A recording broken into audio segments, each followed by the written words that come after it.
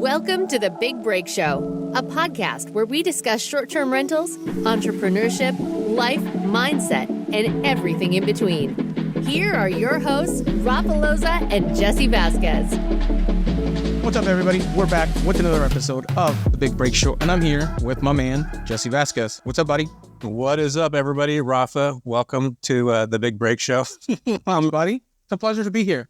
I'm glad you're here, man. And you know why I'm glad you're here? Because we have an awesome episode for you and everybody else out there. Episode number 70. And we have on Diya, who is a boutique hotel expert. And listening to her today speak about, first off, being a lawyer and then transitioning from a lawyer to a full-time hotelier and STR investor and MTR investor, like, man, she's the real deal. And hearing you two talk about hotel stuff was pretty cool to listen to, too. Yeah, I was actually very happy to have her on. We rescheduled like 10 times and she finally came on because of scheduling conflicts, of course. And so I'm excited to have her on because we do go into some details about her hotels, how she's done them. Like some of the deals she's done are pretty cool. And so I think a lot of people who are thinking of getting, our audience is obviously short-term rental based. So people who are thinking of getting into the hotel space are really going to find a lot of value from this episode because she talks about how she found that deal on auction, right?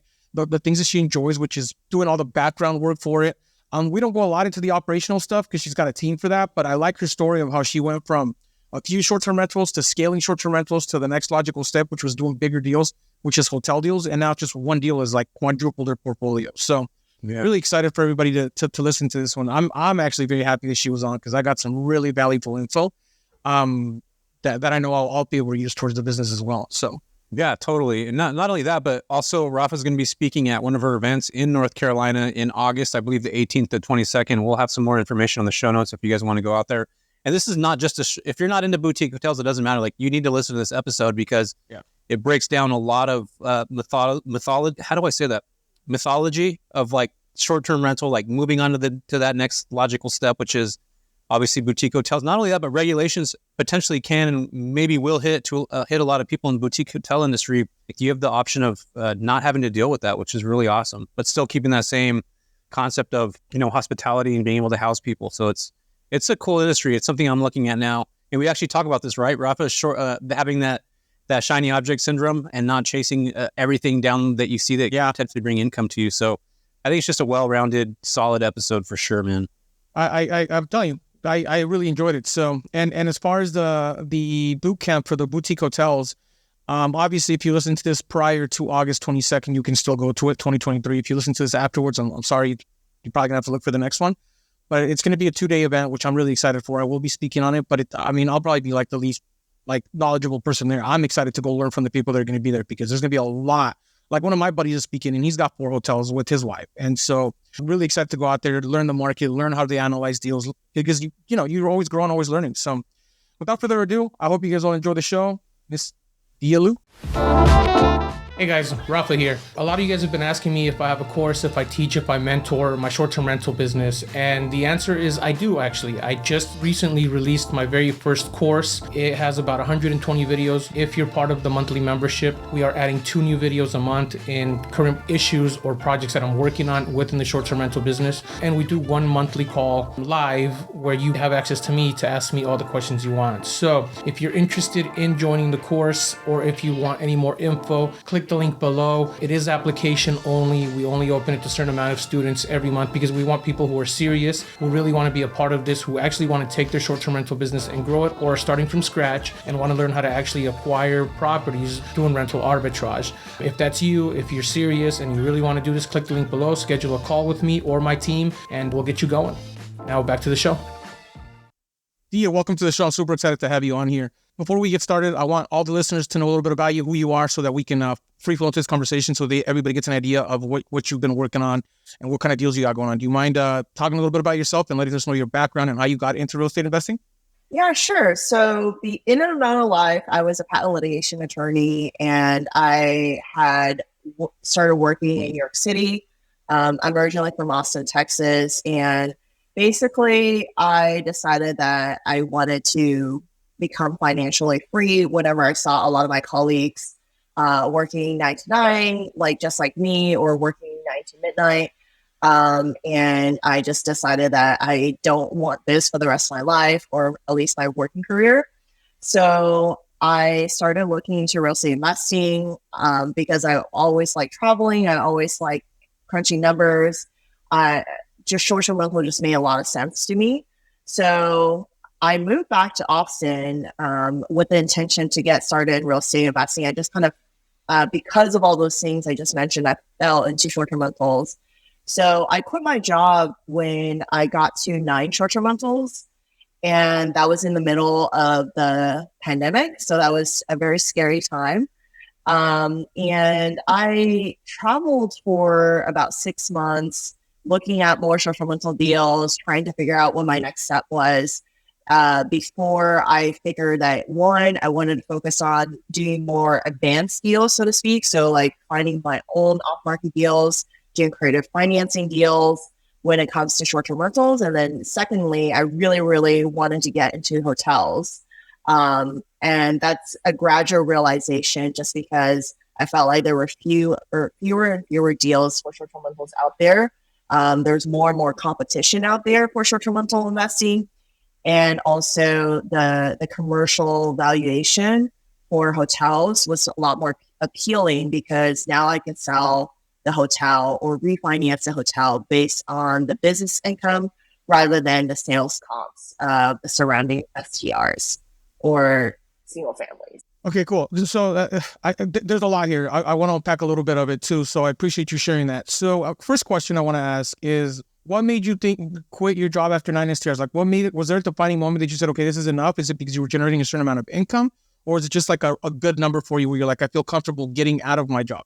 And I ask that because a lot of our listeners is always like trying to figure out what's the right number for them to get that freedom as well. Yeah. So at the time, it definitely at least matched my expenses. I was probably netting about, I would say 160 to 180K a year. So it was a comfortable amount of money for me. It wasn't really 100% matching my lawyer income, but at least it matched my like first year or second year of being a lawyer. So I was like, you know what? If this is what I can do part-time, imagine what I can do if I focus on this full-time. And so that was the point where I decided to quit my job. It was also a kind of a fork in the road to where either my work was going to start suffering just because I had so many properties that had a lot of calls, had a lot of things that needed attention, so either I had to focus on real estate investing full-time at that point, or I had to focus on my work more and basically get an STR management company going. Yeah, that's crazy. I got a question for you. Like, I watch the show Suits all the time. I love that show. Is that accurate? How like there's new people coming in? It's like everybody's fighting to get in there. It's difficult to get a job into a New York firm. Was that realistic? Like working those, those guys in those shows work like freaking hours a day, right? It's like 9 o'clock at night they're leaving. They get there at like 6 a.m. So they're essentially working like 13-hour days. Is that like indicative to what it's like to be an attorney in New York City? There's something, I've watched the first season of Suits, so I would say there's some things that are similar, but then there's some things that are very different. So like, I think someone just randomly filed a patent on the show, and I was like, that doesn't happen. Because you have to be a certain type of, you have to have a science background, you have to pass the patent bar, and you have, like that's different than the New York bar, so you can't just file a patent. But I will say that the competition for jobs for patent litigation, which is what I did, was a little bit less than a lot of the other fields of law, just because I had to have a science and engineering background to get the job that I had. So in terms of the hours, that's absolutely correct. That was the reason why I left law, was that I just never felt like I could turn my phone off. It doesn't matter if I had already told everyone that I was on vacation. It doesn't matter if it's a holiday. It doesn't matter if it's the weekend. I remember when I was at a dance festival in Chicago and it was a Saturday, I was walking back to my hotel room and it was wee early morning hours, and I noticed I had 3 missed calls starting from 3 a.m. to like 4 a.m. from one of my law partners. And I was like, shoot, like what did I miss? What just blew up, And so long story short, it's just the thing about especially when you have the international law firm jobs, they do pay you very well, but they absolutely own you. So you pretty much have to respond to all calls at all hours of the morning. Yeah, that's crazy. I was in a business that had the same thing. Like, it doesn't matter what's going on, you have to answer it. And I mean, to some degree, when you're an entrepreneur, you have that when you're starting off too. Like, you're trying to figure stuff out. You gotta, real quick question. Did you ever file any like really cool patents that you were able to talk about with us? Like just a small little snippet of something that was awesome that's like in circulation now that people are using? So I litigated patents. So I always tell people that so basically when large companies sue each other about, hey, this is my idea, you stole it, that's normally what I get looped in for. So yeah. I used to joke that that my job was to argue that their ideas suck. so I mean that's what I did in that case in a nutshell. So I mean I just my arguments are usually like, hey, your patent's invalid, or hey, we don't infringe on your patent. That's funny. I used to, and Rafa, you might have heard this before, but like I remember this is me when I was younger. Somebody said the way to patent yourself, like back in the old days, was you just send a letter to yourself. Was that actually true with the idea? Is that accurate? Have you heard of that before, Diya? Like in the 80s, people would say. Heard of that. Yeah, I used to hear that all the time too. Yeah. Maybe that's it. Yeah. I haven't heard of that. What's kind of like the craziest thing that like patent that you have to litigate for, like where you have to go back and forth that somebody was stealing an idea? Was it like super high tech technology type of deals? I will say the craziest case that I was on, I'm trying to just stick to public facts, but the craziest legal argument I've seen was when they filed a patent for when the coffee machine breaks down. And they were arguing that our client was infringing on this patent whenever their coffee machine breaks down. And the reason is because they were trying to get our client's company to basically change their design of their coffee machine so that their coffee pods can be used with this coffee machine so they can sell more coffee pods. So that was a very funny case. I thought you were going to bring up like Theranos or something and be like, yeah, there was a Theranos argument. I don't know if you're familiar with Theranos. You know who that is, Elizabeth Holmes? Yes. Yeah. Oh, yeah. Yeah, that's awesome. So, okay, cool. So I'm sorry, I always have to throw a little wrench in this somewhere, find out if there's any cool patent stuff going on.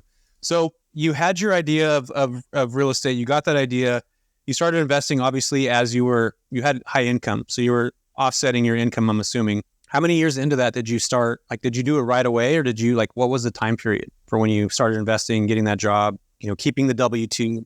Yeah, so I worked in New York for about 2.5 years. During that time, I was basically just busy paying off all of my liabilities. I did get a full ride to law school, but I still had a lot of living expenses that I had all my student loans.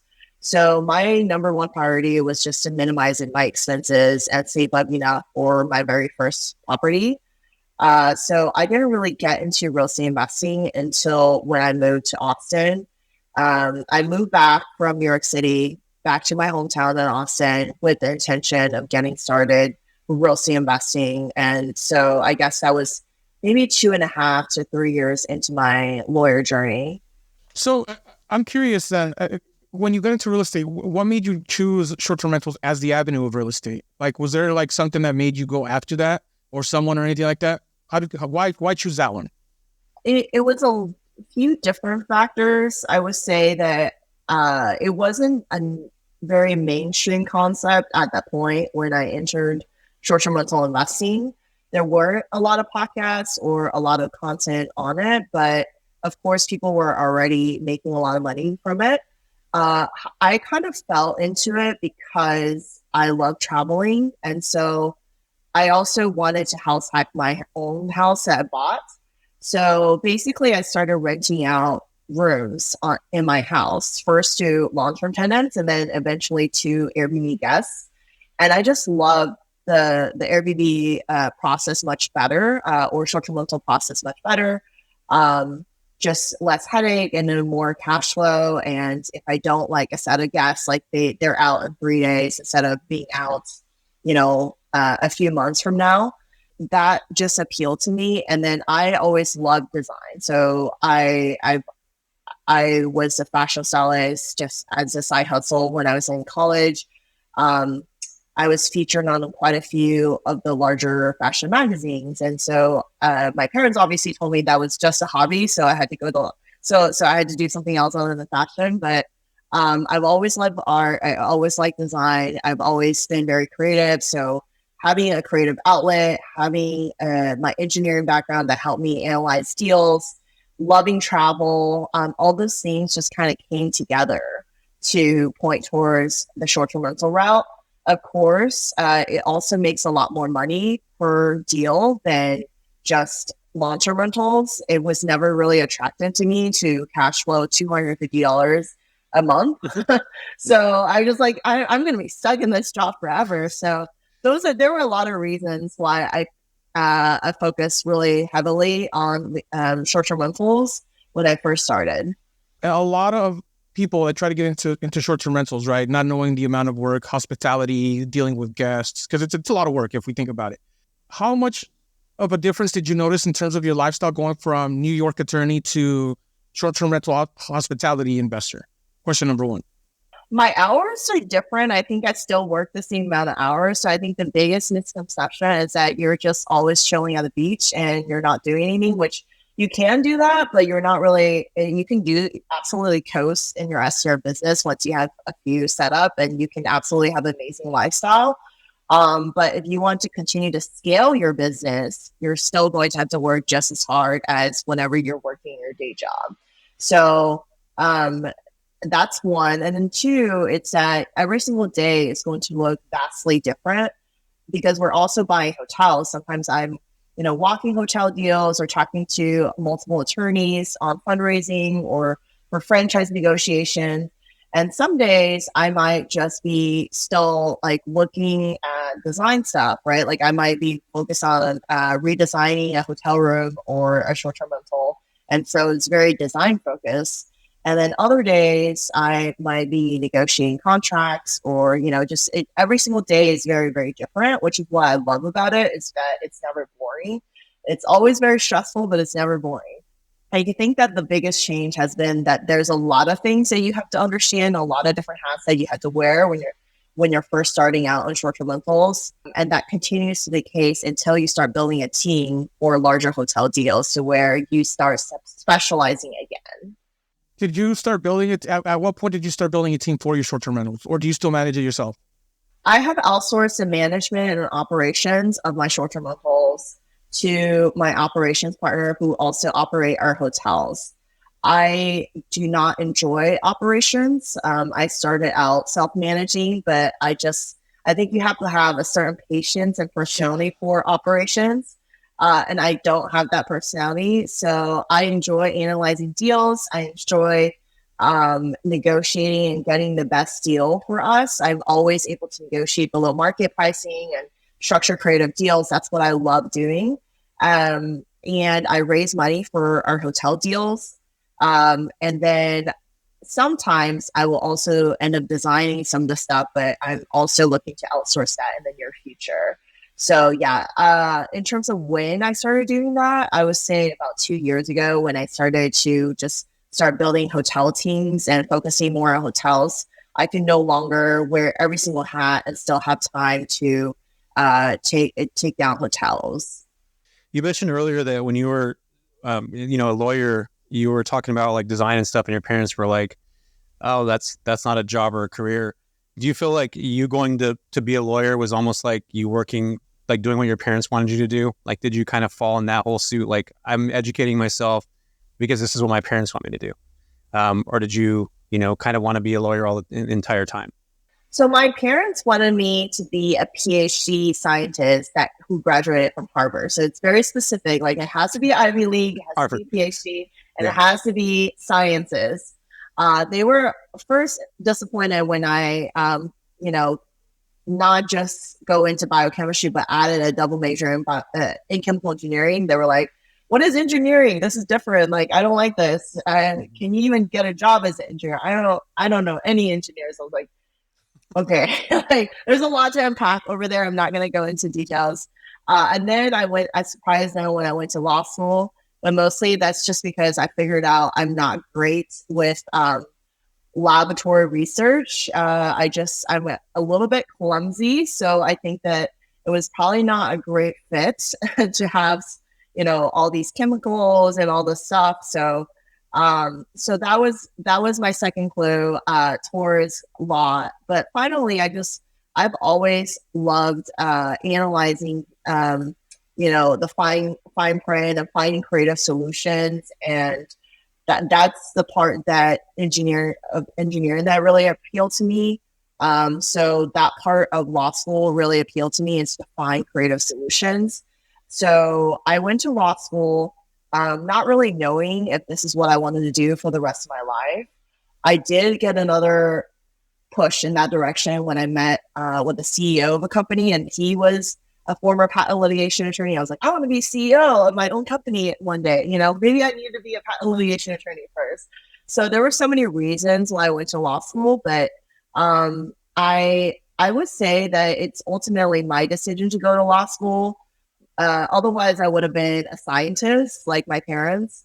I will say that they did like the fact that I was an attorney once I got over that I'm not a scientist.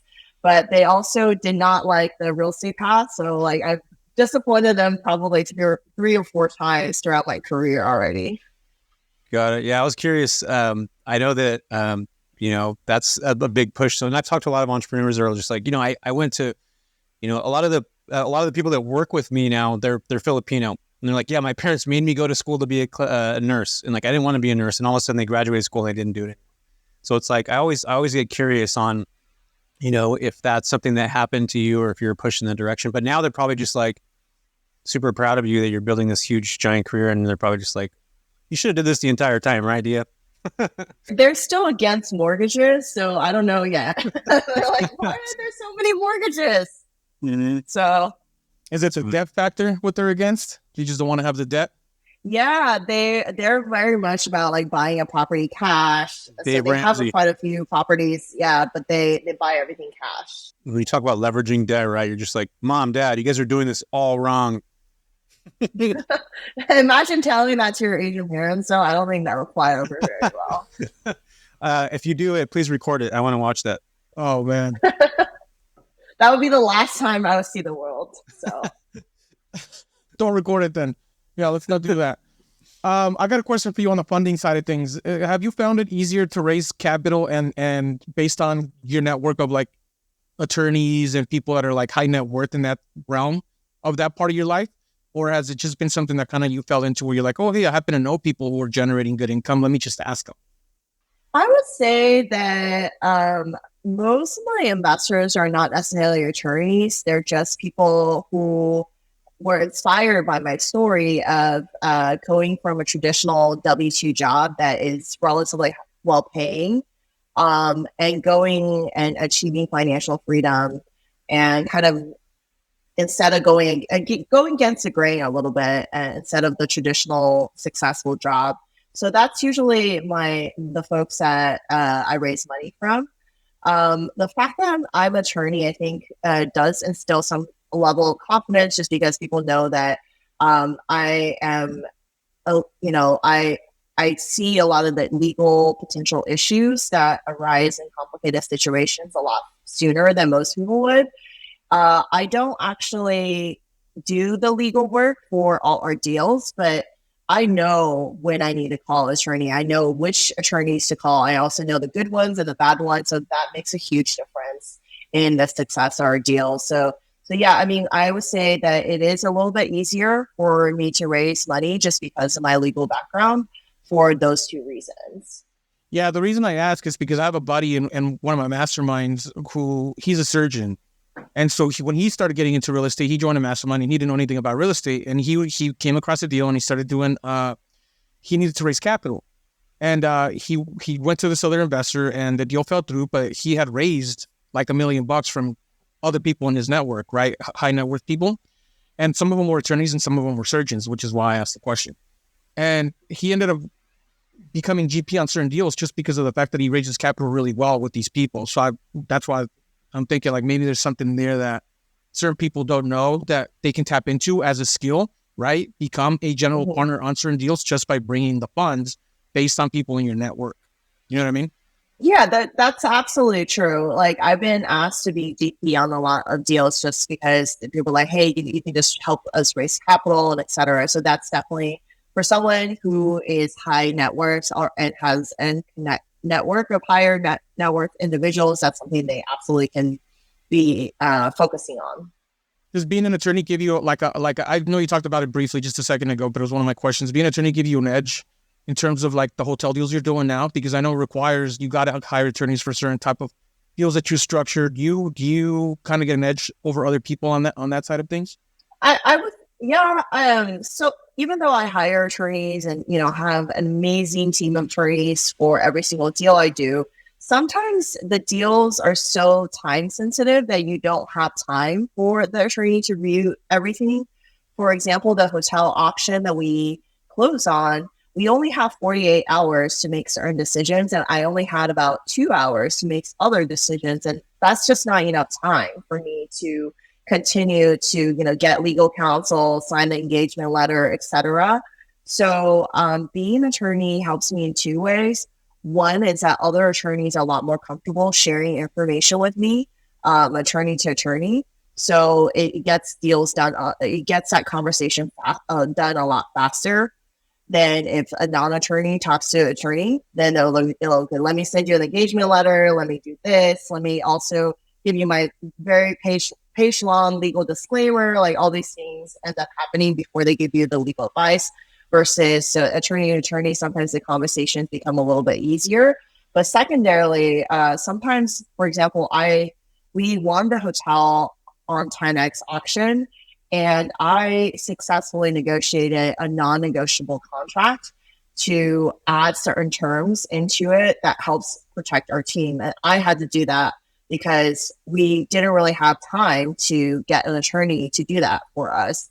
And it was either for me to do that or we lose a deal. So it absolutely helps us in those time-sensitive situations. It always helps us as well when the deals are a little bit harder to close, and that may scare off a lot of lay people or mom and pop investors, that we're not scared of those hard to close deals. We end up getting a really good deal on those kind of deals. Yeah. Okay. Can you talk a little bit about that non-negotiable that you negotiated, that you said for that deal? Like, so people understand what that means. Okay. So for 10X contracts, usually the default is that you get 45 days to close the deal. It doesn't matter what it is, one. And then two is that for hotels, they have a generic language that you're basically on the hook for any sort of payments on the franchise side. So this is a franchise hotel. So I had to narrow that scope down to not just what we're not paying for every single piece of the franchise fee. We're not going to pay for the past due amount. So if they had, let's say, $100K of past due royalties, and then on top of that, there might be interest for that, and that could be a few $100K difference in the damages. I didn't know exactly how much the seller had in terms of past due royalty amounts. So after talking to the franchise attorney, I negotiated that and added that to our contract to make sure that we are just limiting to how much the termination fee is. The second thing that we had to figure out within a very short amount of time was how much we're going to be on the hook for if we terminated the franchise contract. And if that was going to be like $500,000 or nil, then obviously the deal analysis changed significantly. But that normally takes at least a week or two. And, the franchises, they don't talk to the buyer unless there's permission from the seller. So there's a lot of back and forth, and we don't have that time. We only had 24 hours. So getting that statement from the brand to say that we're only on the hook for like $76K, and then also limiting us to just having to pay that $76K within a very short amount of time, that required, I would say, at least 20 calls between the franchise brand, the franchise attorney, the broker, etc. Just a lot of back and forth negotiations on my part. I love that. Very cool. I didn't know that was even a thing that you could do during an auction. Very cool. Yeah, that's awesome. So speaking of hotels, like how many do you have in your portfolio right now? I have 4 boutique hotels, actually 3 boutique hotels and 1 franchise hotel that we're converting into boutique hotel. And then I have about a dozen short-term rentals right now, and we're actually buying both right now. Well, got it. Yeah, I was curious because obviously I'm in the midterm space, and I've really kind of dove into that, but I've also watched over the last probably year, specifically 3 years ago, Blackstone bought Extended Stay America for $6 billion.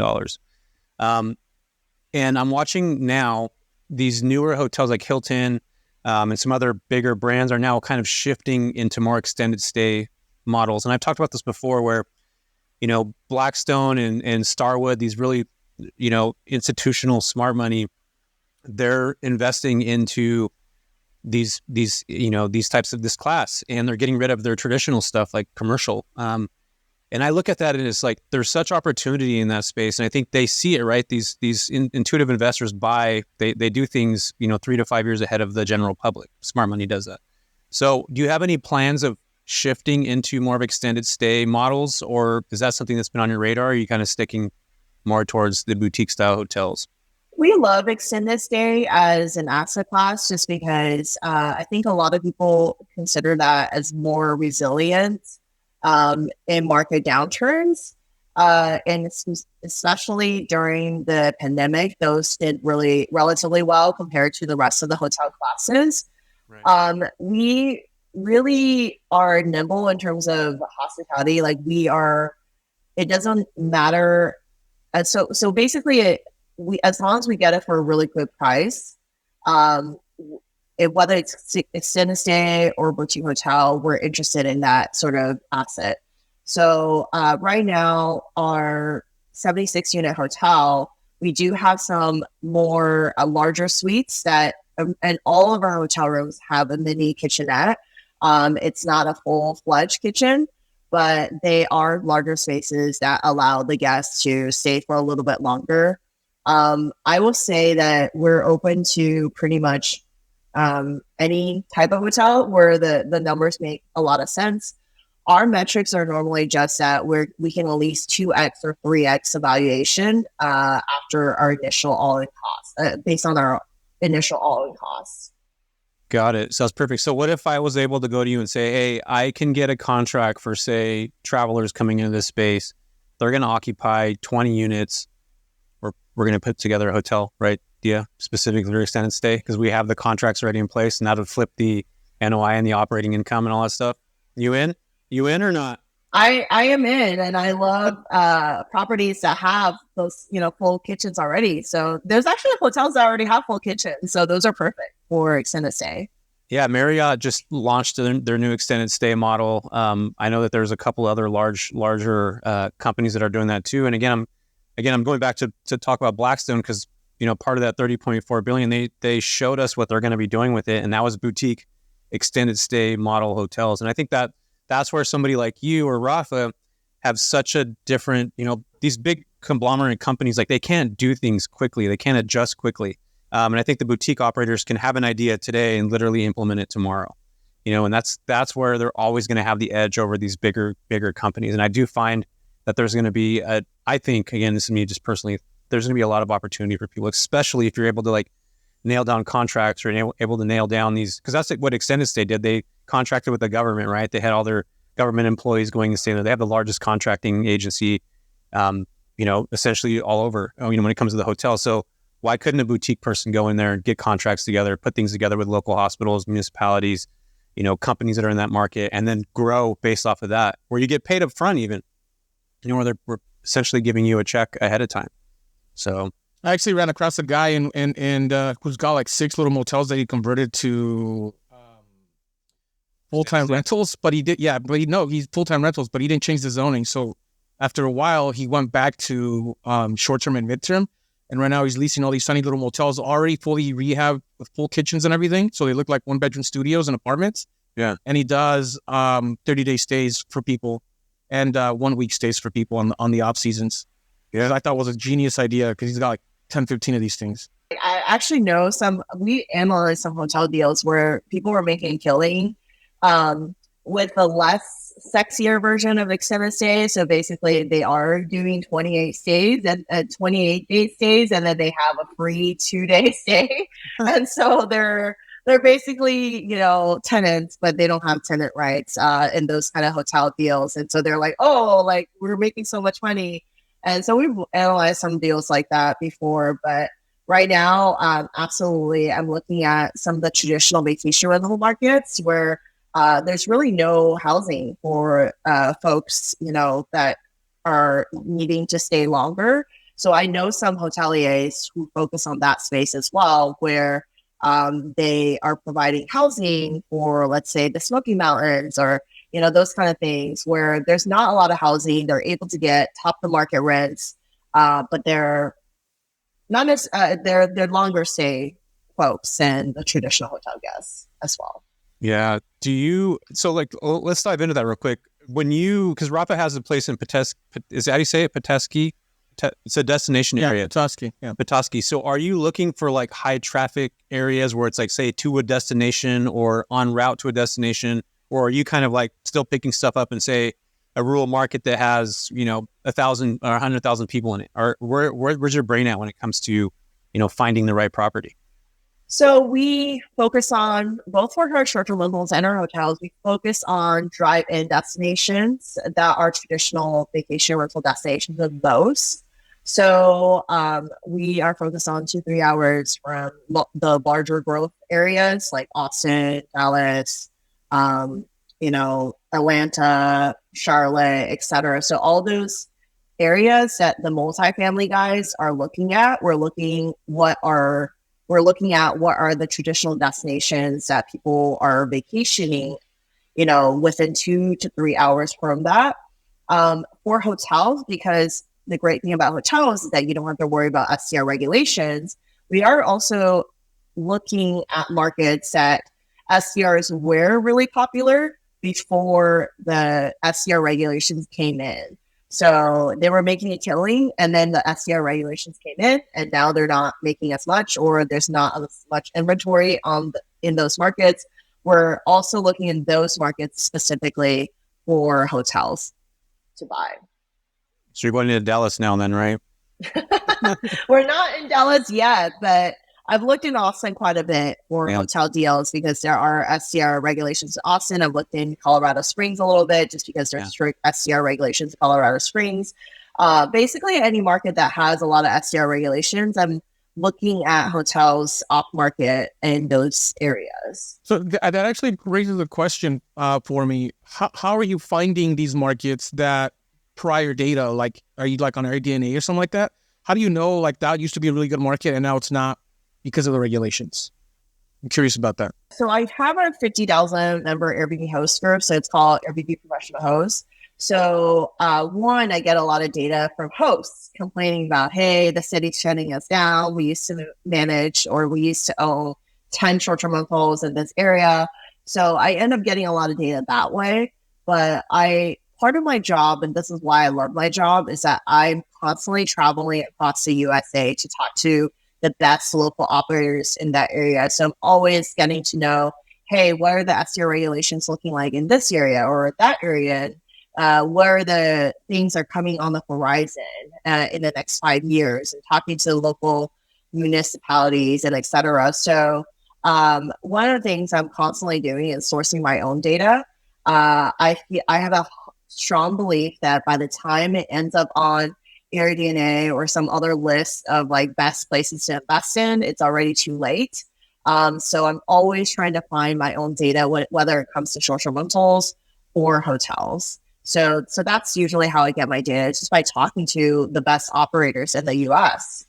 That's really cool. You should film that. YouTube, that's a YouTube channel right there. Okay, so I have a question on the municipality stuff, since you're talking to city council, because I feel like city council doesn't know what they're doing a lot of times. Do you get that feeling from them when you talk to them? Like they're just like, somebody higher up says they're not allowed to do short-term rentals anymore. They don't really give them any understanding. So when you actually go talk to these people, like they're not giving you any information. Do you find that to be accurate? A lot of times I've seen instances where they start doing studies of short-term rentals on neighborhoods, popping up on the governmental sites well before the STR regulations come into place. They kind of have to set the groundworks a little bit. Like, we're going to have town meetings about short-term rentals, or we're going to have a community committee formed for short-term rentals. There might be lobbying going on that's pretty vocal. Maybe other hotels are lobbying against short-term rentals, so which is common. Understanding the local politics a little bit, you have to kind of do a little bit more digging. It's not very straightforward. But if you see where the lobbying is coming from, if you see that there's more short-term rental committees being formed, and their output is that, hey, like, short-term rentals have a detrimental effect on this neighborhood or whatever, then you should be clued in that there may be short-term rental regulations or bans coming down the pipeline. So I see a lot of folks surprised that they close on the property and a month later they can't do short-term rentals. I feel like a lot of times, not always, but a lot of times, they should have done their due diligence in advance to kind of see what the local politics are before investing in that property. I totally agree. I think a lot of people get stuck. Actually, I just had somebody reach out to me like 2 days ago. They're like, I just closed on a place in Dallas. We're going to list it as a short-term rental. I was like, well, you have 3 months to list it. But that happens. And the reason why I brought that up is because I was regulated in one of my markets, and I ended up finding out, and this was me doing due diligence, that one of the dudes that is on the council, I'm calling him a dude.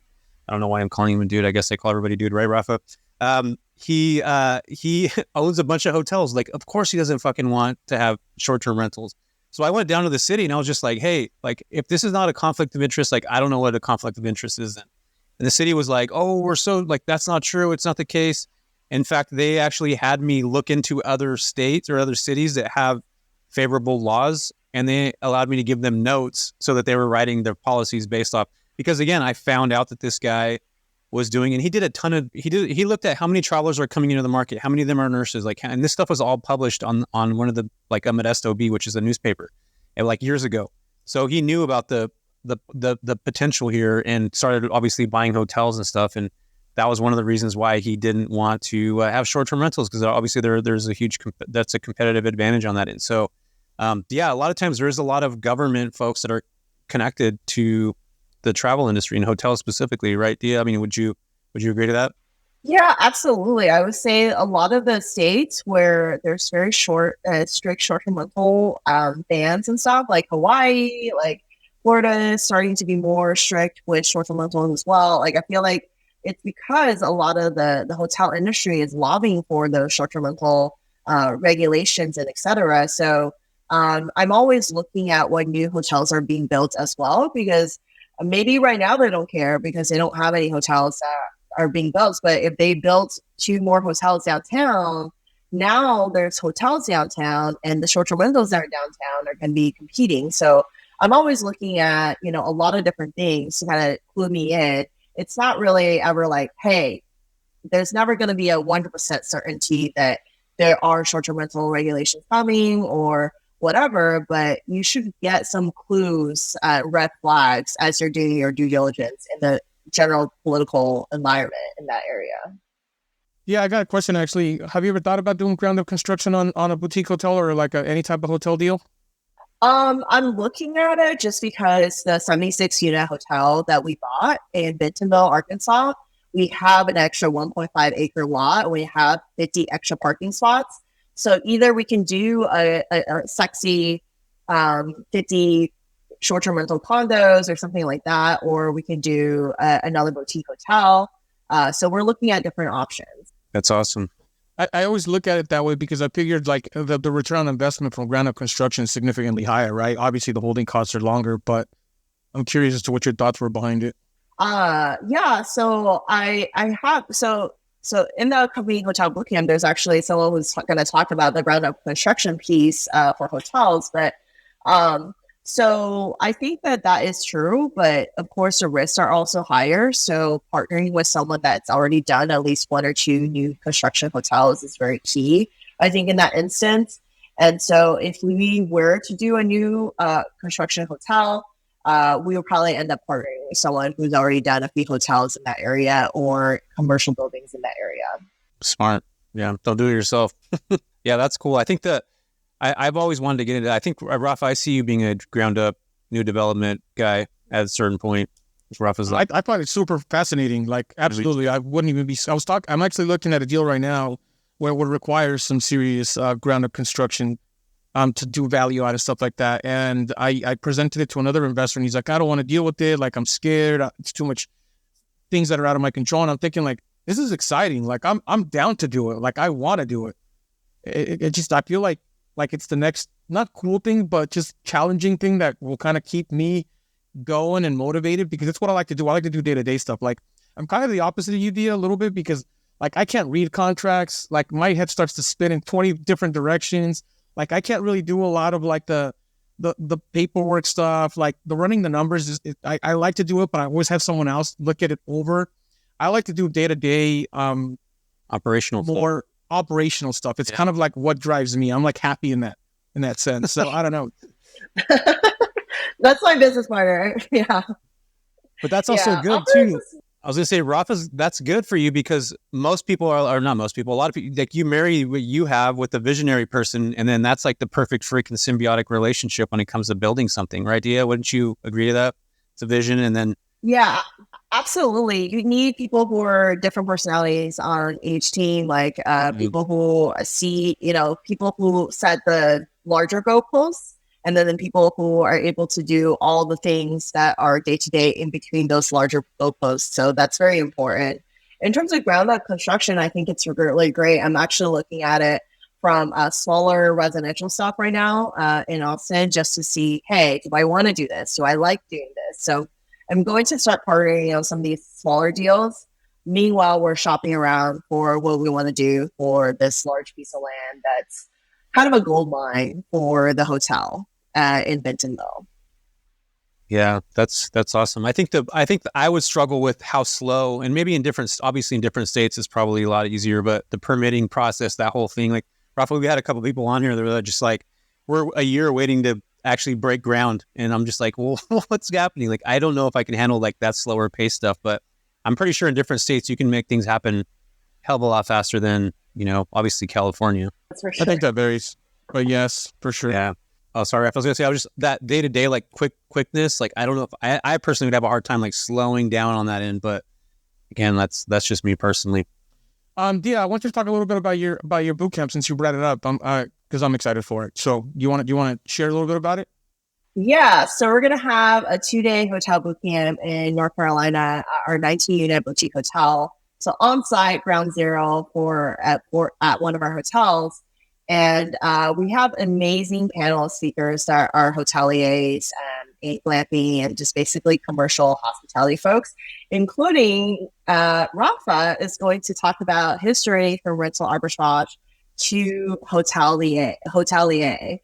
We also have someone who's a hotel franchise attorney who also is a hotelier himself, talk about negotiating franchise agreements and breaking them in case you want to take a entire franchise hotel and rebrand it to a boutique hotel.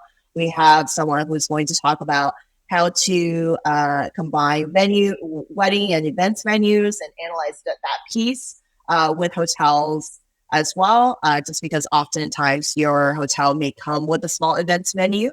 We have someone who's going to talk about glamping cabins because he has 14 glamping cabins that he bought. We have someone talking about ground up construction, new construction hotels. They GC their own hotel builds. We have someone coming in from Outer Banks, I think, North Carolina, to talk about their 4 boutique hotels based in North Carolina. So a lot of hoteliers, and it's a very small audience. So your chance of networking with other hoteliers is a lot higher than the larger real estate events. So it's August 22nd and 23rd. That's a lot. Yeah, you got some good stuff going on there, yeah. Is the Outer Banks guy Richard Fertig by any chance? No, it's not. Gotcha. You know who that is? You know who Richard Fertig is by any chance? Yes. Yeah. So they have hotels in Outer Banks or the STR developments as well. Yeah, Edgewood Camp, I think is what it's called. Yeah, that's so awesome. What does it feel like? And this is a question for you too, Rafa. Like, because when I buy a single family, like, I just get there and I have this feeling like this is awesome. Like, people are gonna enjoy this. Like, what does it feel like to have like your 70 unit building? Like, you walk it and you get to design it. Like, what's that feeling? Do you get like super stoked about it still, or is it now just like another day in the office? Like, do you get that emotion that you probably got with your first deal still going on to 5, 6, 7? I would say when we first walked this hotel, that's 76 units, I didn't really think that we were going to buy it. Like, we walked it because I love walking hotels and I love just seeing what people are doing and different people's operations and how well maintained the hotel building is. And I just remember seeing that everything is brand new. It's a 2008 construction. It had an elevator, which is way fancier than any of our other hotels. And so our other hotels are normally like 1980s or something, much older. And so I just like, wow, they have an amazing laundry space. They have like, they have the staff place and storage room on each floor. There's 3 floors, elevator. There's so many different things. And it wasn't until that I realized that we could buy it for around 3.6, and I knew that it would be worth at least $6 million, that I was really interested in trying to close it. And every single step of that journey, I just kept, there was a huge amount of doubt, like in my mind, like, are we actually going to get this deal or not? There were so many hiccups and so many behind the scenes, like crying and all this stuff. I'm not going to go into detail about, but I think, so today when we close, we haven't really started redesigning yet, just because it's already cash flowing from day one, and we still have the franchise agreement for 15 months after closing. And it's not until next year when we are going to start rebranding it. So right now it's just running as a hotel, as a Wyndham hotel, and we're just improving small things like making the snack bar and the pantry way cooler, with cooler snacks and stuff like that than previously, or tightening up the staffing and just hiring better staff, those kind of things, creating new technology to support the turnovers, or like the operations day to day. So those things are being tightened up right now. We are renovating 3 of the hotel rooms right now, just to mock up different versions of what we think will look really well on a larger basis. So yeah, it does take a little bit on one hand, it does take a little while to be like, wow, this is actually our hotel. Because for the longest time when I was walking it during the acquisition period, I didn't think that it would be our hotel. But on the other hand, it's been kind of hands off for me, since right now it's just mostly operations team doing everything. And we're just collecting 6-figure paycheck every single month on it. So it feels kind of nice. So that's kind of where we are with that project. Does that kind of stuff, like, I know you said there was a lot of like background stuff, but does it excite you, like going into that whole process, or does it scare you, or maybe a little bit of both? Because it's a ton of work that goes in, right? I think that why we do this is that it is exciting and scary at the same time. I think every single project has its own unique set of challenges. For this, it was just that, we're buying in a market where it's harder to get financing from banks. We're buying in the market where a lot of folks saying that we're going into recession, right? So our numbers have to be super tight. We have to be super conservative and across all fronts, make sure, we're underwriting to make sure that, hey, like the interest rates are going to be higher, or the exit valuation might be a little bit lower than what we thought it's going to be. All those things we had to analyze. So yeah, it is always stressful for sure. It's always exciting as well, just because I love these sort of harder deals. Every single deal we've done there's been a little bit of creativity towards it, whether it's getting seller credits, or whether it's getting seller financing for hotel deals, whether it's, in this case, negotiating franchise contracts. There's been so many learning lessons that's been very exciting for me. I think I'm a little bit of a nerd when it comes to these kind of creative, structures, and I absolutely love it, but at the same time, it's definitely stressful. Yeah. There's a lot of things that, like I was telling you earlier, that I don't like to do, that kind of really stress me out. But there's a lot of stuff that I like to do because of the new learning things, the things I want to get to learn going forward, right? So I appreciate you sharing that.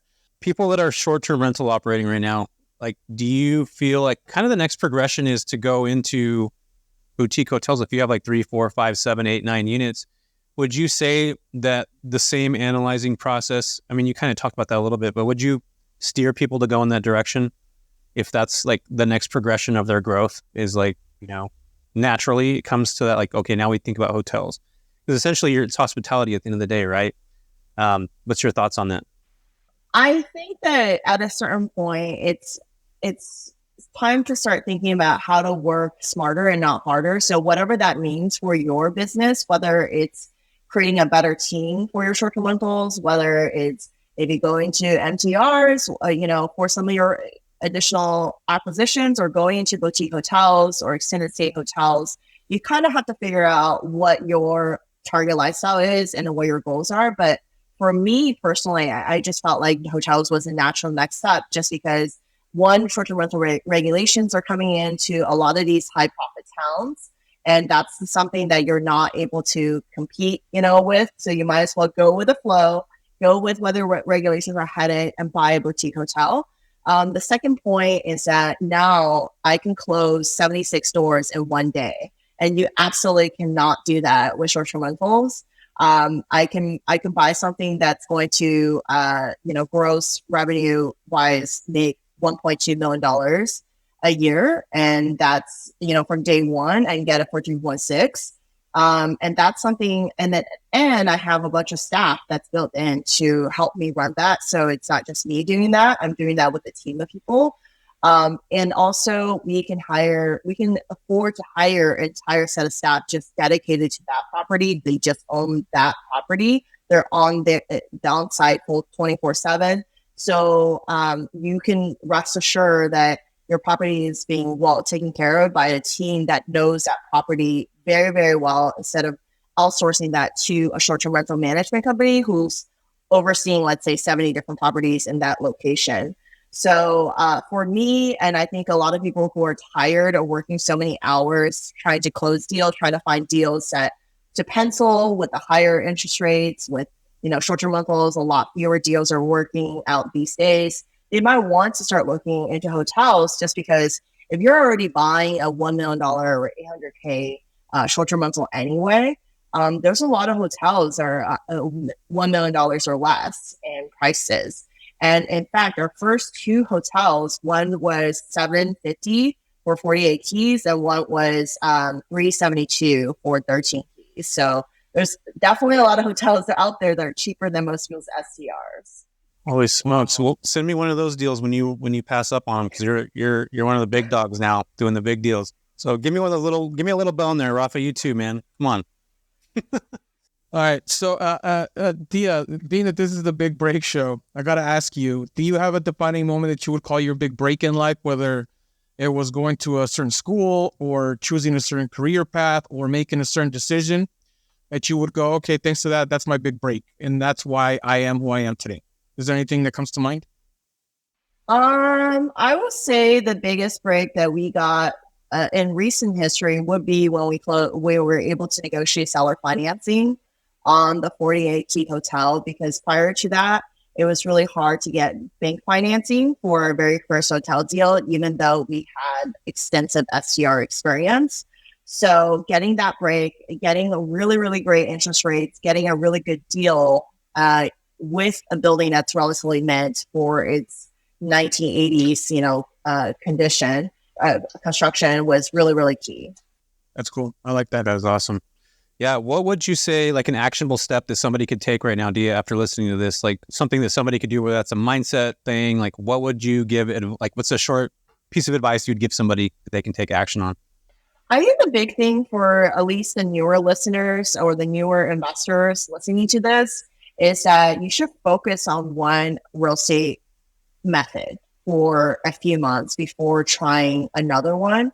I think right now, the problem for new investors is not that there's not enough information out there, is the opposite. So that there's so much information that you can digest out there, but you really have to focus on one strategy. So whether that's STRs, whether that's MTRs, whether that's hotels or whatever, I always tell folks just focus on that for at least a year and see where that goes.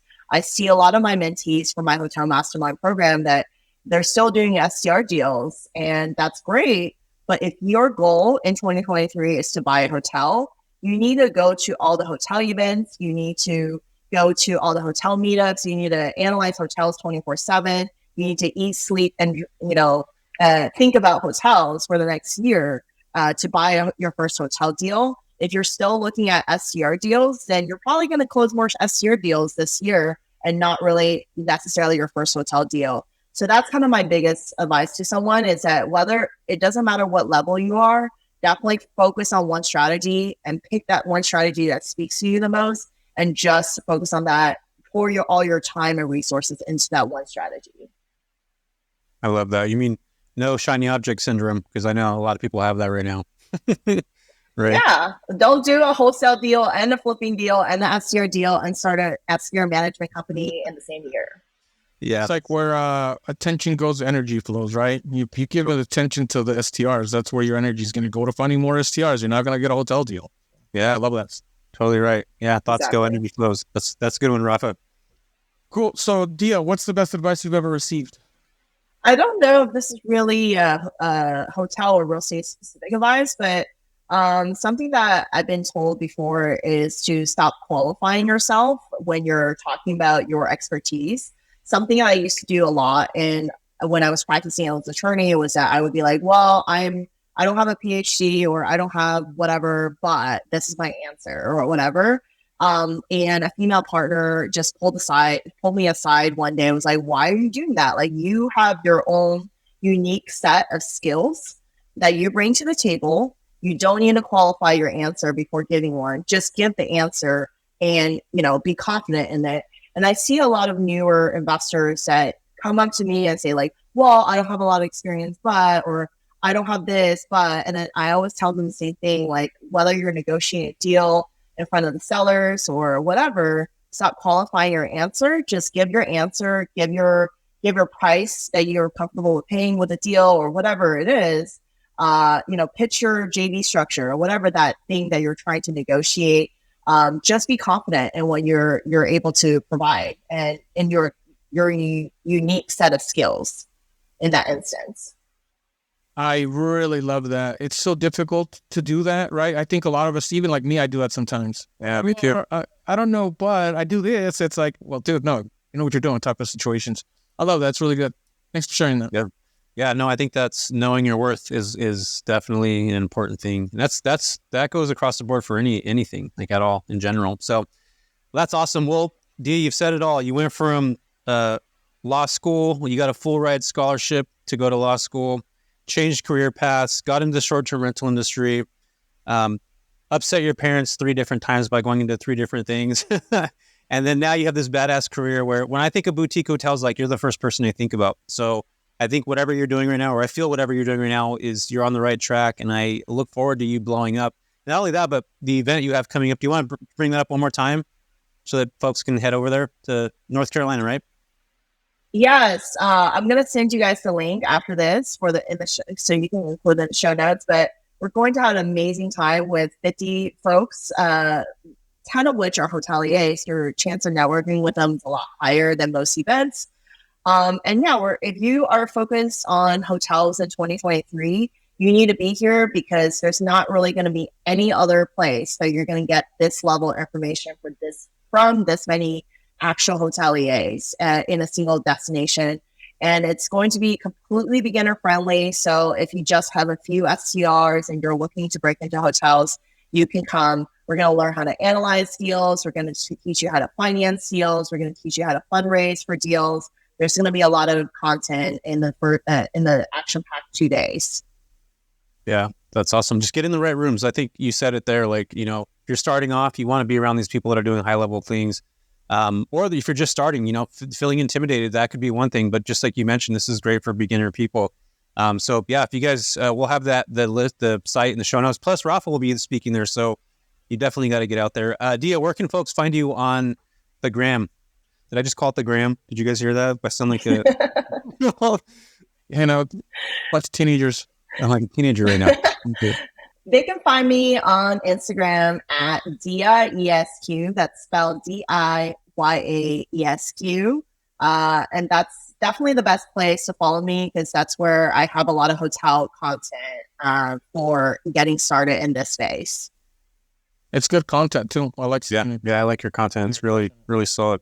It's really, really good. So yeah, Diya, thank you so much for joining us. I think that the audience got a lot of value. I got a ton of value from listening to you speak, and I look forward to all the cool shit that you're going to be doing in the future that you are doing right now.